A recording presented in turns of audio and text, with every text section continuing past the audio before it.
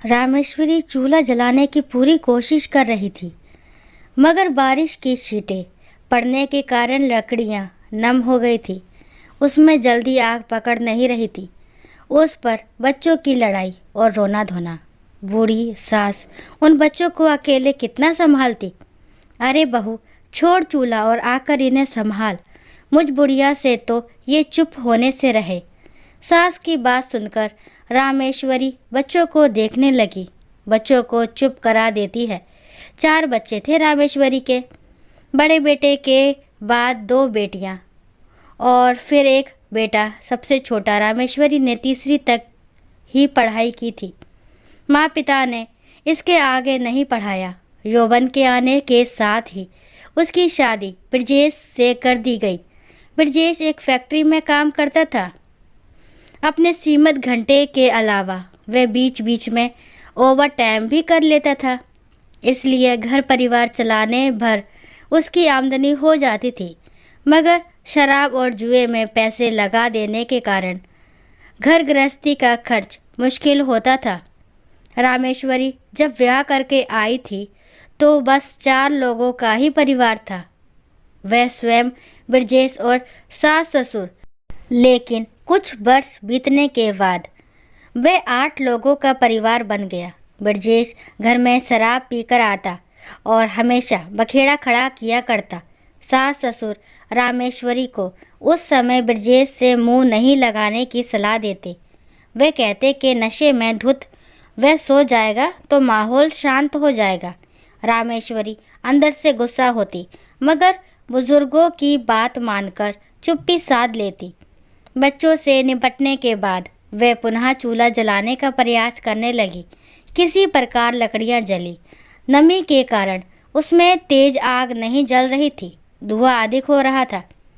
एक तो बच्चों के कारण पहले ही देर हो गई थी, उस पर चूल्हे की ऐसी स्थिति।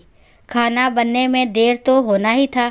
ब्रजेश शराब पीकर आया और आते ही खाना मांगने लगा।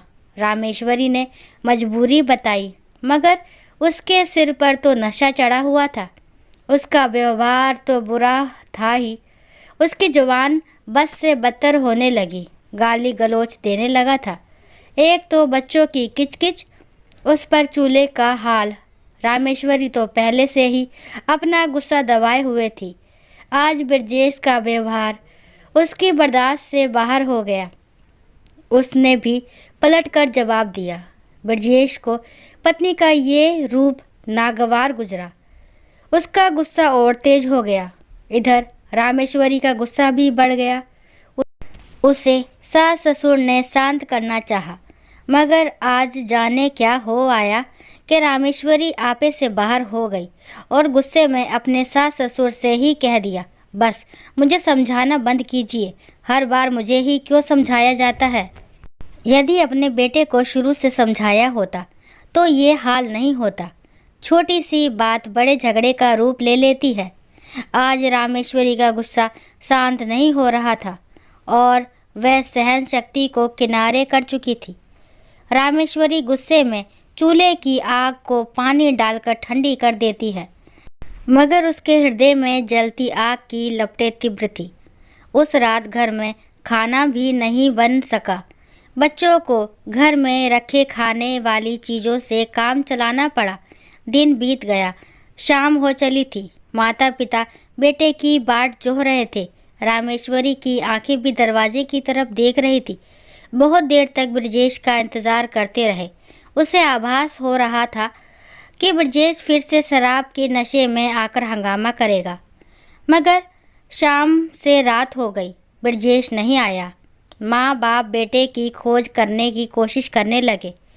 उन्हें पता चलता है कि ब्रजेश सुबह फैक्ट्री नहीं आया था और दूसरे किसी ने उसे देखा भी नहीं। माँ बाप बेटे के मोह में बंधे रामेश्वरी को कोसने लगते हैं।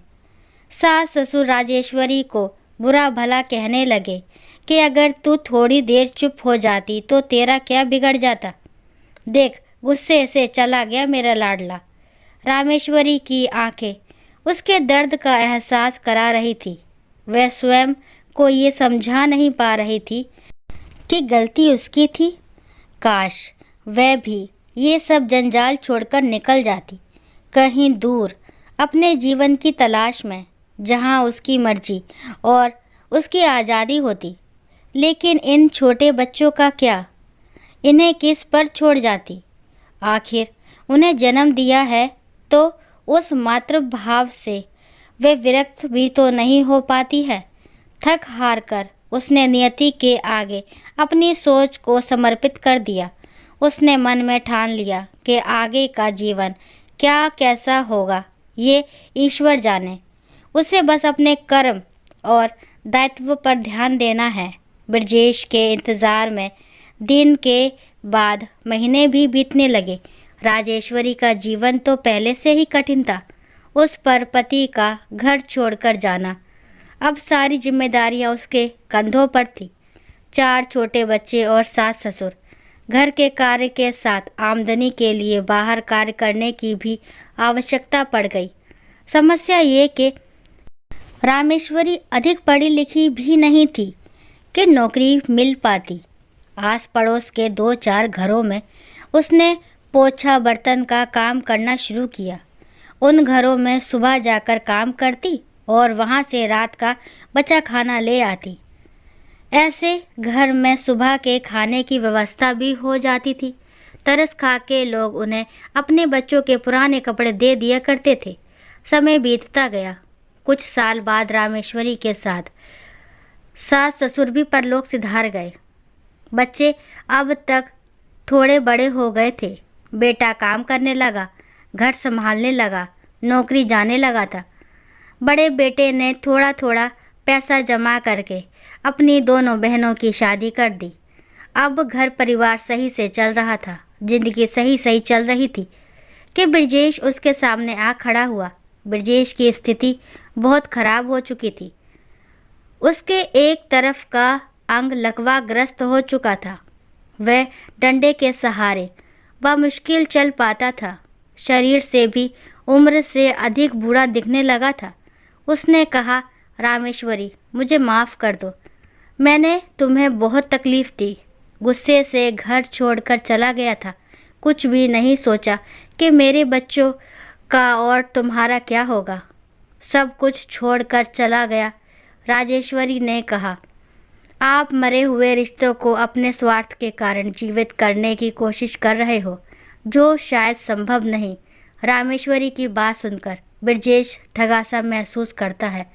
वह वापस मुड़ जाता है अनजान रास्ते की तरफ, मन में एक अपराध बोध लिए कि वह अपनी जिम्मेदारियां और रिश्तों से दूर भागता रहा। अब उसे जीवन के इस कठिन सच को अपनाना पड़ेगा। अब आप ही बताइए कि राजेश्वरी को अपने पति को माफ़ करना चाहिए था कि नहीं, जिसने ज़िंदगी भर उसका साथ नहीं दिया। दोस्तों, आशा करती हूँ ये कहानी आपको ज़रूर पसंद आई होगी। अगर कहानी पसंद आती है तो प्लीज़ मेरे चैनल को लाइक, शेयर, सब्सक्राइब करना ना भूलें और इस कहानी के बारे में आपके क्या विचार है कमेंट बॉक्स में ज़रूर बताएं।